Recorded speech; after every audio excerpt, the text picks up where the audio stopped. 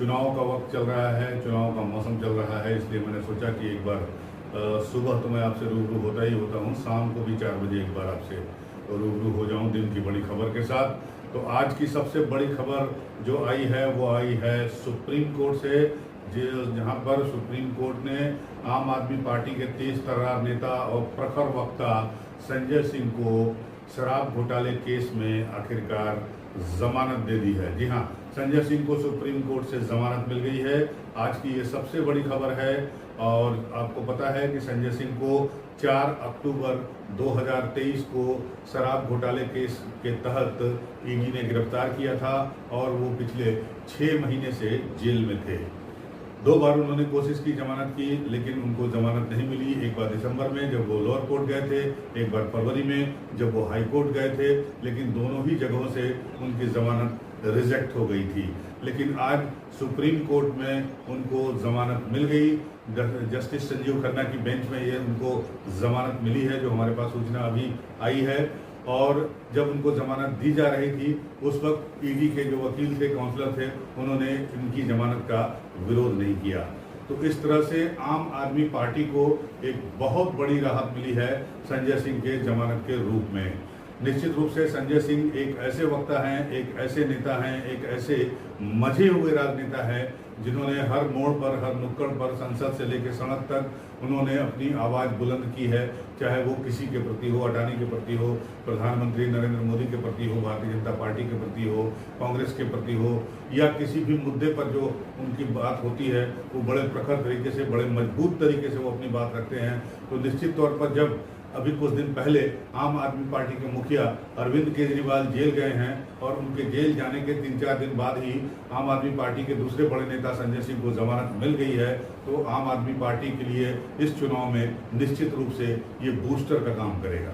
Case की technicality के बारे में मैं बहुत कुछ नहीं बता सकता आपको, क्योंकि मैं कानूनी जानकार नहीं हूँ, मैं कानूनविद नहीं हूँ। लेकिन जो प्राइमरी जानकारी मेरे पास है वो ये है कि जब कोर्ट में सुनवाई हो रही थी तो संजय सिंह को सलाखों के पीछे ले जाने की सबसे बड़ी वजह थी इस केस के एक अहम गवाह दिनेश अरोड़ा का बयान, जिसमें उन्होंने संजय सिंह का नाम लिया था। लेकिन दिनेश अरोड़ा ने पहले जो 9 स्टेटमेंट दिए थे उसमें उन्होंने संजय सिंह का नाम नहीं लिया था, लेकिन 10वें स्टेटमेंट में उन्होंने संजय सिंह का नाम लिया था। तो ये कड़ी जो है, ये जो बात थी वो ईडी के केस को कमजोर कर रही थी, जिसकी वजह से सुप्रीम कोर्ट ने कहा कि 6 महीने से ये जेल में है और 6 महीने में आपको जो प्रोग्रेस करनी थी वो आप कर चुके हैं। जो जानकारी आपको इनसे चाहिए होती थी वो आपको मिल चुकी है, लिहाजा अब इन्हें और जेल में रखने का कोई मतलब नहीं समझ में आ रहा है। और इसी आधार पर उनको हम जमानत दे रहे हैं, जिस पर ईडी ने कहा कि वो इसका कोई विरोध नहीं कर सकते हैं, लेकिन इनको राजनीतिक गतिविधियां करने की अनुमति न दी जाए। लेकिन सुप्रीम कोर्ट ने कहा कि चूंकि संजय सिंह एक राजनीतिक व्यक्तित्व हैं, इसलिए जेल से बाहर जाने के बाद उन्हें पूरी आज़ादी होगी कि वो अपनी राजनीतिक गतिविधियों को चालू रख सके, कायम रख सके। तो अब कुछ शर्तें हैं जमानत की, कुछ शर्तें, वो शर्तें जो तय करेगा वो लोअर कोर्ट तय करेगा। जी हाँ, तो सुप्रीम कोर्ट का ऑर्डर जो है वो अब लोअर कोर्ट जाएगा और लोअर कोर्ट संजय सिंह की जमानत की शर्तों को तय करेगा और उन शर्तों के साथ संजय सिंह की कल तक रिहाई हो जाएगी।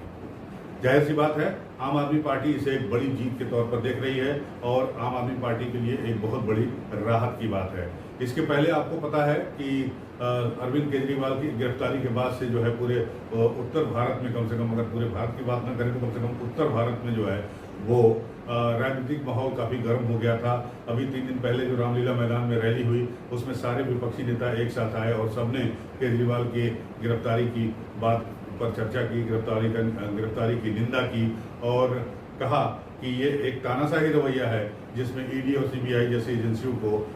गैर कानूनी तरीके से इस्तेमाल किया जा रहा है। अरविंद केजरीवाल की गिरफ्तारी पर तो बयान कई पश्चिमी देशों के भी आ गए थे, आपको पता है, जैसे जर्मनी और अमेरिका के और यहाँ तक कि यूएन का भी बयान इसमें आ गया था कि वो इस पूरे मामले पर करीबी नज़र रखे हुए हैं। खैर वो एक अलग मसला है, लेकिन सियासत जो है बिल्कुल गर्म हो गई थी उत्तर भारत में और खासकर इस वक्त लोकसभा चुनाव के समय में। ये सियासत जो है गर्म हुई और अब ये गर्मी बनी रहेगी। जी हाँ, विपक्ष को भी एक तरह से बूस्टर डोज मिला है, क्योंकि अब संजय सिंह की रिहाई के साथ साथ ये भी चर्चा होने लगी है कि जो इस मामले में, शराब घोटाले मामले में अरविंद केजरीवाल और दूसरे बड़े नेता मनीष सिसोदिया जो बंद है, हो सकता है कि उनके लिए भी आगे की राह खुल जाए या फिर आसान हो जाए। बहरहाल ये बात की बात है, अब किस तरह से इस मौके का आम आदमी पार्टी फायदा उठाती है, या मतलब मेरा मतलब कोर्ट में किस तरह से इसका फायदा उठा पाते हैं अरविंद केजरीवाल या मनीष सिसोदिया, या court person to person vary करता है, केस किसका केस कैसा है उसके हिसाब से कोर्ट जो है अपने नियमों को का एलोबरेशन करता है, बताता है। तो वो बात की बात है, लेकिन एक उम्मीद जरूर बंधी है। साथ ही साथ उम्मीद इस बात की भी बंधी है कि संजय सिंह चूंकि एक बहुत ही अच्छे ओरेटर हैं, संजय सिंह एक बहुत ही अच्छे वक्ता हैं, और अब जबकि लड़ाई जो है आमने सामने की हो चुकी है, लोकसभा की रणभेरी बच चुकी है, तो आम आदमी पार्टी के मुखिया अरविंद केजरीवाल के गिरफ्तार होने, संजय सिंह के जेल में होने से, मनीष सिसोदिया के जेल में होने से ये काफ़ी कुछ उनकी कमज़ोर कड़ी के रूप में देखा जा रहा था। और इसके साथ ही साथ आज आम आदमी पार्टी के आतिशी और सौरभ भारद्वाज दोनों मंत्रियों ने प्रेस कॉन्फ्रेंस भी किया था, और प्रेस कॉन्फ्रेंस करके उन्होंने भारतीय जनता पार्टी पे यह आरोप लगाया कि भारतीय जनता पार्टी ने उन्हें प्रलोभन दिया है भारतीय जनता पार्टी में शामिल होने के लिए, और नहीं शामिल होने पर धमकी भी दी है। तो और इसके साथ ही साथ उनकी भी गिरफ्तारी हो सकती है, आतिशी की गिरफ्तारी हो सकती है, सौरभ भारद्वाज की गिरफ्तारी हो सकती है, और राघव चड्ढा जो इस वक्त इन दिनों लंदन में हैं, उनके भी लौटने पर भी गिरफ्तारी हो सकती है। एक दुर्गेश पाठक का भी नाम लिया गया, मतलब 4 नेता और लाइन में हैं जिनकी गिरफ्तारी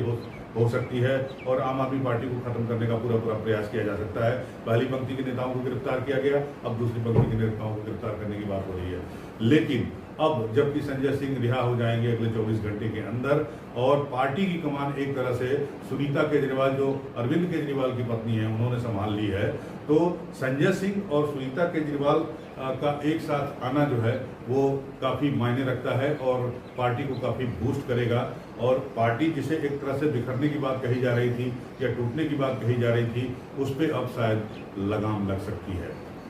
क्योंकि संजय सिंह एक मजे हुए राजनीतिज्ञ हैं, और सुनीता केजरीवाल एक ऐसी शख्स हैं जो